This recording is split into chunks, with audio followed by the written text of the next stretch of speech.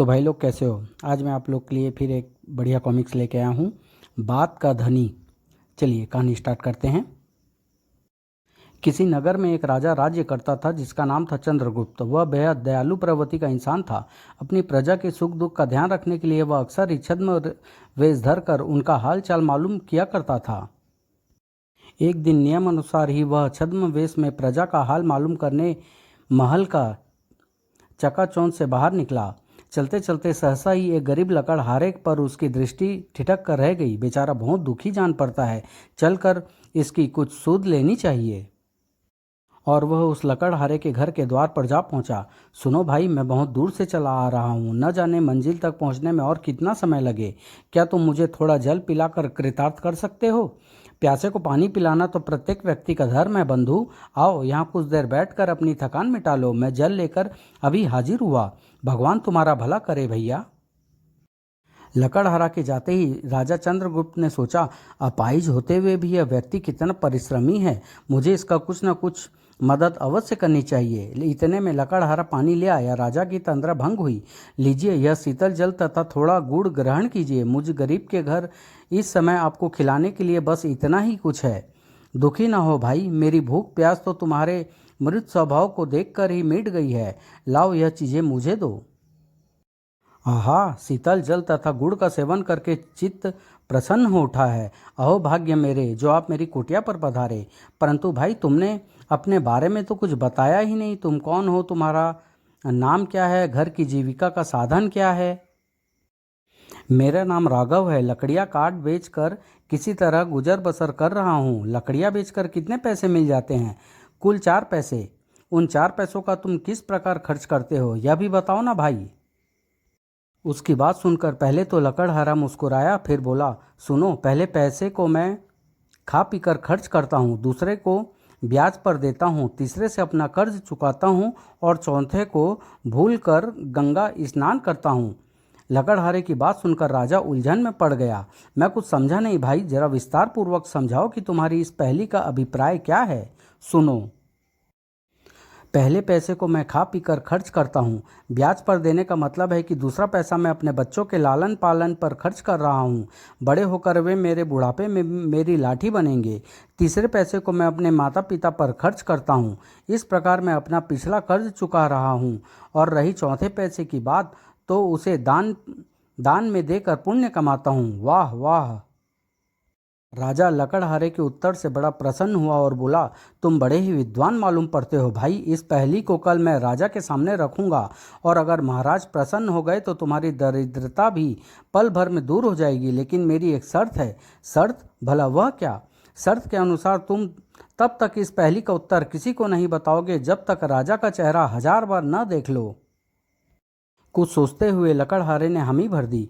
ठीक है, मुझे तुम्हारी यह शर्त मंजूर है, लेकिन ध्यान रहे, अगर तुमने इस शर्त का पालन न किया तो तुम्हें इसकी गंभीर परिणाम भुगतने पड़ सकते हैं। यह चेतावनी देकर राजा चंद्रगुप्त लकड़हारे के घर से महल की ओर चल पड़ा। फिर दूसरे ही दिन राजा ने शहर में मुनादी करवा दी, जो कोई भी राजा की इस पहेली का सही अर्थ बताएगा उसे मंत्री पद पर प्रतिष्ठित किया जाएगा। सुनो सुनो। राजा की तरफ से सूचित किया जाता है कि सुनो सुनो, उसे मंत्री पद दिया जाएगा। बड़ा कठिन सा प्रश्न है। इनाम में मंत्री पद भी तो छोटा नहीं। फिर क्या था, बहुत से लोग दरबार में उपस्थित हुए और सब ने अपने अपने ढंग से पहेली का उत्तर बताना शुरू किया, किंतु राजा किसी एक के भी उत्तर से संतुष्ट नहीं हो पाया। अंततः उसने अपने महामंत्री से कहा, सुनो महामंत्री, क्या तुम भी हमारी पहेली का ठीक ठीक उत्तर नहीं दे सकते? अगर ऐसा है तो तुम्हें अपने पद से त्याग पत्र दे देना चाहिए। आप मुझे थोड़ा वक्त दें महाराज, फिर भी अगर मैं इस पहेली का हल नहीं खोज पाया तो मुझे आपकी शर्त स्वीकार होगी। हम तुम्हें केवल 2 दिन का समय देते हैं। मुझे मंजूर है महाराज। महल से निकलकर महामंत्री सारा दिन राजा की पहेली का अर्थ ही सोचने में डूबा रहा, यहाँ तक कि खाना पीना भी भूल गया। चल कर भोजन कर लीजिए स्वामी। नहीं प्रिय, आज मुझे भूख नहीं है।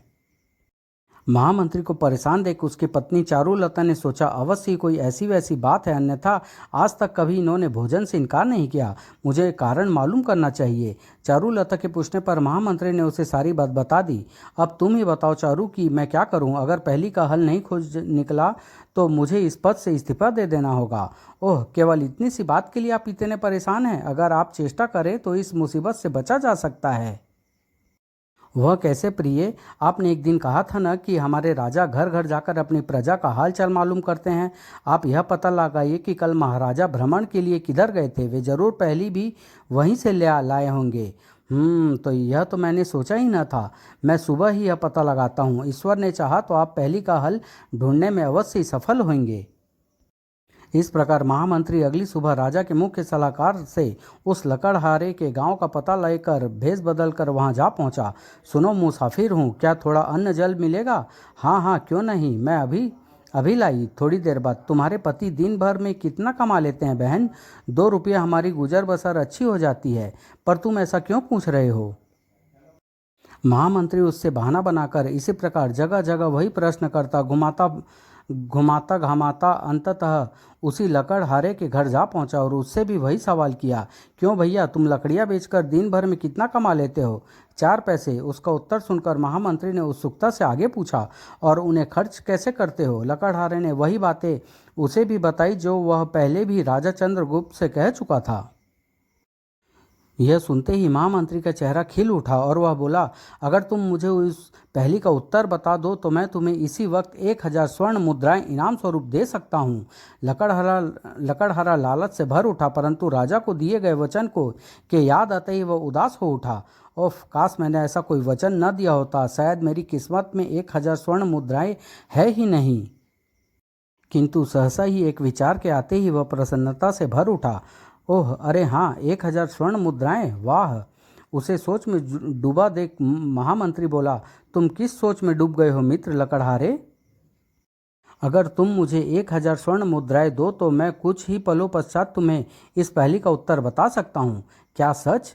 यह लो, इस थैली में पूरी 1000 स्वर्ण मुद्राएं हैं। तुम्हें कुछ देर यहीं रुककर मेरा इंतजार करना होगा, मैं अभी उपस्थित हुआ। कहकर वह भीतर चला गया और कुछ क्षणों बाद लौटकर उसने महामंत्री को पहेली का हल बता दिया। और महामंत्री ने महाराज को जाकर पहेली का सही हल बता दिया। सुनते ही महाराज क्रोधित हो उठे। इसका मतलब कि उस लकड़हारे ने हमारी वचन की लाज नहीं रखी और तुम्हें उस पहेली का हल बता दिया, अन्यथा तुम कभी उस पहेली का हल नहीं खोज सकते थे। सैनिकों, उस लकड़हारे को तुरंत हमारे सामने उपस्थित करो। जी महाराज। लकड़हारे को हकीकत बताकर उसी समय राजा के सम्मुख पेश किया गया। जब राजा ने उसे सच्चाई से अवगत कराया तो लकड़हारे के पांव तले जमीन ही सरक गई, परंतु वह तुरंत ही खुद पर संयम पाता हुआ बोला, क्षमा करें महाराज, मैंने आपको दिया वचन बिल्कुल भंग नहीं किया। महामंत्री इस बात के साक्षी हैं। मैं भला कैसे? आपको याद होगा महामंत्री जी कि पहेली का हल बताने से पहले मैं 1000 स्वर्ण मुद्राओं की थैली लेकर घर के भीतर गया था। भीतर जाकर मैंने महाराज को दिए गए वचन की लाज 1000 सिक्कों पर अंकित महाराज का चेहरा देख कर रखी। 10, 100, 200, 500 और ये 1000। अगर ऐसा करके अनजाने में मुझसे कोई अपराध हो गया हो तो इसके लिए मैं दंड का भागीदार हूँ महाराज। लकड़हारे के मुंह से बुद्धिमानी से भरी बात सुनकर राजा को सारा गुस्सा तुरंत ही काफूर हो गया। निसंदेह तुम एक बुद्धिमान, योग्य व प्रतिभाशाली युवक हो। हमें तुम पर गर्व है और इसीलिए हम आज ही से तुम्हें अपना विशेष सलाहकार नियुक्त करते हैं। धन्यवाद महाराज। और इस प्रकार अपनी बुद्धिमतापूर्ण बातों के कारण ही उसने अपना तथा अपने परिवार का भविष्य उज्जवल कर लिया। समाप्त।